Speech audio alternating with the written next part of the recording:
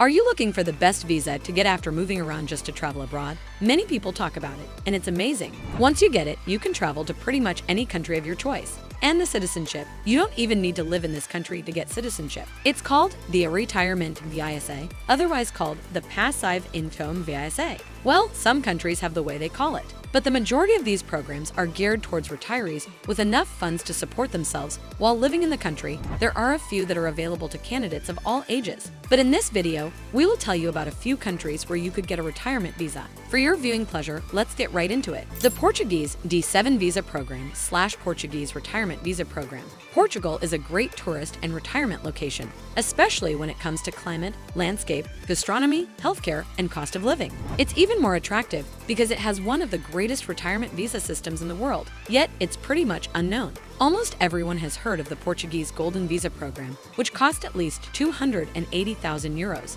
$336,310 without fees. However, if you want to relocate to Portugal, there is a considerably better and far more economical option. The Portuguese D7 visa allows foreigners who can financially sustain themselves to reside in Portugal without needing to invest in property. The only drawback is that it's not a good backup plan because you'll be living there for 6 months out of the year. But after only 5 years, you may become a permanent resident or apply for citizenship and a Portuguese passport, making it one of the most attractive programs of its kind in the EU and one of Sovereign Research's top residence visa alternatives. Who's it for? It is for EVERY1. While the D7 program is particularly suited for international retirees who desire to spend their golden years or a good proportion of them in Portugal, it is accessible to anyone who meets the program conditions. To get residence under the D7 program, you must demonstrate that you have adequate funds or recurring income to support yourself in Portugal for at least 24 months. So, whether you are a remote worker, a digital nomad, or just semi-retired,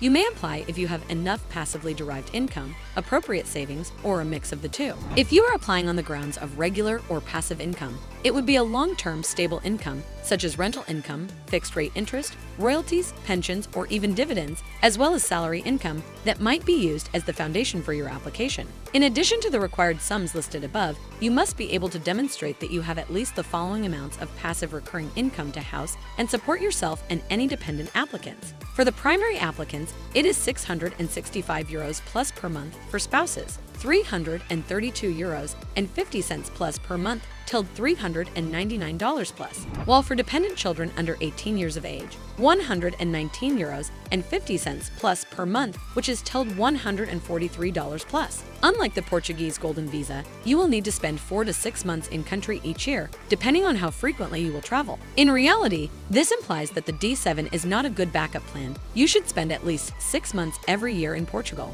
However, if that is your objective, it is a wonderful choice. The next country that offers retirement visas, and also they are not a member of the European Union, so you do not have to deal with their bureaucracy or taxes, and they can do whatever they want. They also have tax exemptions of 3 to 6 years on any money earned outside the country, and you do not have to live in this country to obtain citizenship. It's the Chilean Retirement Visa Program. Chile is one of the world's most underrated and comfortable retirement locations. The majority of the Sovereign Research team has lived in the country, and we've even developed a huge commercial-sized agriculture business there. Although the cost of living in Chile is rather expensive compared to other Latin American nations, retirees from North America and Europe will have considerably greater spending power than at home. Chile has had its fair share of political troubles in recent years, and its COVID-19 lockdowns have been particularly severe. However, it has one of the highest living standards in Latin America, as well as contemporary infrastructure and strong public health care. Furthermore, its retirement visa scheme provides a reasonably simple road to Chilean residence. The majority of us would choose this path to gain Chilean residence. If you have a regular, consistent source of money, the retirement program should be an ideal alternative for you. It is critical to emphasize that your income must be obtained passively. A pension or rental income from a home you own would suffice. While there is no defined amount of money necessary to be accepted, our legal source in Santiago suggests providing $1,500 plus in monthly income for the principal applicant and an extra $500 plus for each additional dependent. The government said before you qualify, you need to show a lump sum in your bank account, like 6 figures or more. However, only the passive income option is now operational. In Chile, obtaining citizenship normally takes 2 to 3 years plus the initial 3 to 5 years that you need to get a permanent visa and qualify for citizenship. While you may get lucky and get your permanent visa accepted without having to reside in Chile, you will not be authorized for citizenship until you live in Chile. Spending 2 weeks in the country in 4 years is crazy. There are strict limits on how many days you may spend outside the nation each year. Also, you must have a personal interview in Spanish at the police department when applying for citizenship. They also offer you extremely short notice, and the reason for it is to discourage people who believe they may reside outside of Chile